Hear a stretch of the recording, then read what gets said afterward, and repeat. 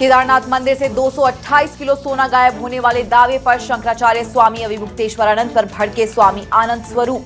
शंकराचार्य की कर डाली राखी सावंत से तुलना। शंकराचार्य परिषद के अध्यक्ष स्वामी आनंद स्वरूप ने कहा कि शंकराचार्य राखी सावंत की तरह रोज रोज बयानबाजी कर रहे हैं। अब उत्तराखंड सरकार को उन पर कार्रवाई करनी चाहिए और उनकी जांच होनी चाहिए, ये किस कारण से इस तरह के बयानबाजी कर रहे हैं। ज्योतिर्मठ के शंकराचार्य स्वामी अविमुक्तेश्वरानंद के केदारनाथ से 228 किलो सोना गायब होने के दावे पर भारी बवाल मचा हुआ है।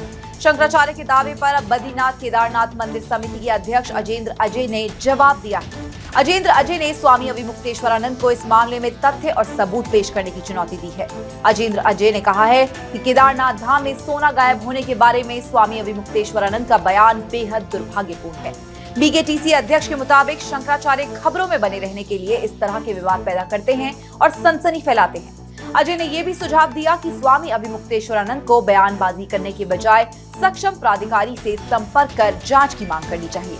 अजेंद्र अजय ने कांग्रेस पर भी निशाना साधा और कहा कि वो जनता को गुमराह करने का एजेंडा चला रही है। संत के रूप में मैं स्वामी अविमुक्तेश्वरानंद जी का बेहद सम्मान करता हूँ, किंतु आप भी जानते हैं कि स्वामी अविमुक्तेश्वरानंद जी की सुबह शाम लगातार प्रेस कॉन्फ्रेंस करते रहते हैं और इतनी प्रेस कॉन्फ्रेंस तो शायद राजनेता भी नहीं करते होंगे जितने स्वामी अविमुक्तेश्वरानंद जी करते हैं।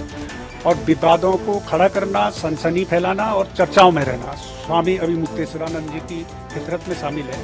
उन्होंने केदारनाथ जी को लेकर के, केदारनाथ धाम में सोने के गायब होने को लेकर के जो बयान दिया है बेहद दुर्भाग्यपूर्ण है। दिल्ली में बन रहे केदारनाथ मंदिर निर्माण के खिलाफ तीर्थ पुरोहितों ने धरना भले ही स्थगित कर दिया हो, लेकिन इस मुद्दे पर बवाल थमने का नाम नहीं ले रहा है। कांग्रेस धामी सरकार के खिलाफ सड़कों पर उतर आई है।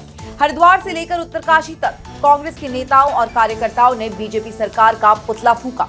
कांग्रेस आरोप लगा रही है कि प्रदेश की धामी सरकार ने केदारनाथ ज्योतिर्लिंग के साथ छेड़छाड़ की है। इससे हिंदू भावनाओं को ठेस पहुंची है। कांग्रेस का ये भी कहना है कि धामी सरकार की मंशा उत्तराखंड का विकास नहीं बल्कि अर्थव्यवस्था को खत्म करना है। दिल्ली में बन रहे केदारनाथ मंदिर विवाद को उछाल रही कांग्रेस ने बड़ा ऐलान किया है। प्रदेश अध्यक्ष करण माहरा ने कहा है कि 24 जुलाई को कांग्रेस धामी सरकार के खिलाफ पैदल यात्रा निकालेगी। ये यात्रा हर की पैड़ी से गंगा स्नान के बाद केदारनाथ धाम तक निकाली जाएगी। यात्रा का उद्देश्य दिल्ली के केदारनाथ मंदिर निर्माण पर विरोध दर्ज करना है। कांग्रेस की ये पैदल यात्रा केदारनाथ धाम में पूजा अर्चना के साथ ही खत्म होगी। पैदल यात्रा में कांग्रेस के कई बड़े चेहरे भी शामिल होंगे। कांग्रेस केदारनाथ बचाओ के नारे के साथ पैदल यात्रा निकालने जा रही है तो इस पर बीजेपी ने निशाना साधा है। बीजेपी के प्रदेश प्रवक्ता विपिन कैंथोला ने तंज कसते हुए कहा कि कांग्रेस को केदारनाथ बचाओ यात्रा नहीं बल्कि युवराज सद्बुद्धि यात्रा निकालनी चाहिए।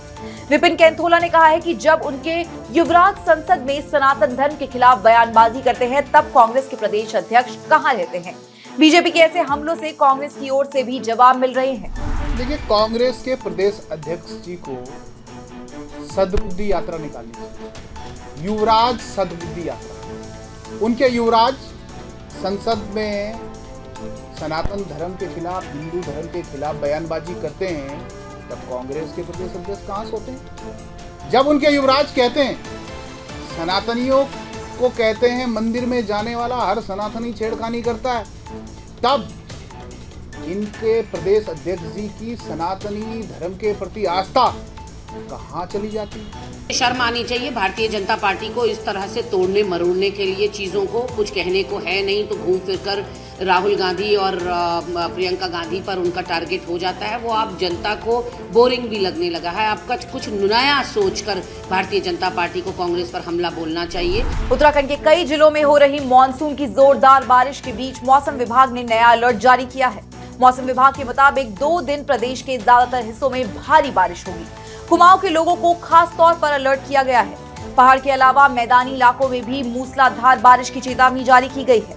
बारिश के दौरान लोगों को सावधानी और सतर्कता बरतने के लिए कहा गया है। प्रदेश में मानसून रफ्तार पकड़ रहा है। पहाड़ों के अलावा राजधानी देहरादून में भी जोरदार बारिश हो रही है। हल्द्वानी में भारी बारिश मुसीबत लेकर आई। काठ गोदाम के देवखड़ी नाले से डराने वाली तस्वीरें सामने आई हैं। देवखड़ी नाले में इतना पानी आ गया कि तेज बहाव में 2 कारें बहने लगी।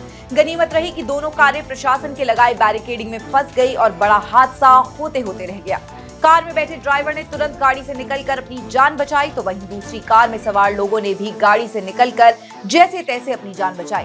देवखड़ी नाला बारिश में खतरनाक रूप ले लेता है। कुछ दिन पहले इसमें एक बाइक सवार की बहकर मौत हो गई। हरिद्वार के रुड़की में शेरपुर गांव के जंगल के पास पुलिस और बदमाशों के बीच मुठभेड़ हो गई। इसके बाद साजिद उर्फ पिस्टल नाम के बदमाश की गिरफ्तारी हुई। हालांकि साजिद का साथी भागने में कामयाब रहा। मुठभेड़ के दौरान पुलिस की जवाबी फायरिंग में साजिद के पैर में गोली लगी। उसे अस्पताल में भर्ती कराया गया है। उसके पास से 4 पिस्टल बरामद हुए हैं। पुलिस के मुताबिक साजिद हथियारों का सौदागर है और रुड़की में पिस्टल बेचने के लिए आया था। उसके खिलाफ पहले से ही 27 से ज्यादा मुकदमे दर्ज हैं। 22 जुलाई से शुरू हो रही कांवड़ यात्रा को लेकर टिहरी के डीएम मयूर दीक्षित ने विभागों के अफसरों के साथ बैठक की। डीएम ने संबंधित विभागों को 20 जुलाई तक सभी तैयारियों को पूरा करने के निर्देश दिए हैं। टिहरी के एसएसपी नवनीत सिंह भुल्लर भी बैठक में मौजूद थे। डीएम ने अधिकारियों से कहा है कि कांवड़ यात्रा का रूट निर्धारित करें और कांवड़ यात्रा पर जाने वाले भक्तों की सुरक्षा सुनिश्चित करें। केदारनाथ धाम की तरह अब यमुनोत्री धाम के लिए भी हेली सेवा शुरू होगी। मानसून के बाद हेलीपैड का निर्माण किया जाएगा। इसकी तैयारी शुरू हो चुकी है। उत्तराखंड नागरिक उड्डयन और विकास प्राधिकरण यमुनोत्री धाम के लिए हेलीकॉप्टर सेवा शुरू करेगा। हेलीपैड का निर्माण पर्यटन विभाग करवा रहा है। यमुनोत्री धाम में रोपवे के करीब हेलीपैड का निर्माण किया जा रहा है। जैसे ही ये हेलीपैड बनकर तैयार होगा, यमुनोत्री धाम तक हेली सेवा का संचालन शुरू कर दिया जाएगा। अभी उत्तराखंड में केदारनाथ धाम और बद्रीनाथ धाम तक हेली सेवा का संचालन होता है।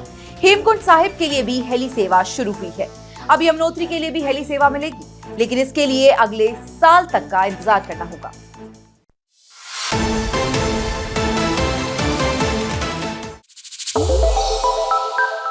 श्रेष्ठ उत्तराखंड पर खबरों से जुड़े रहने के लिए चैनल को सब्सक्राइब और लाइक करें, बेल आइकन दबाएं और देखते रहें श्रेष्ठ उत्तराखंड।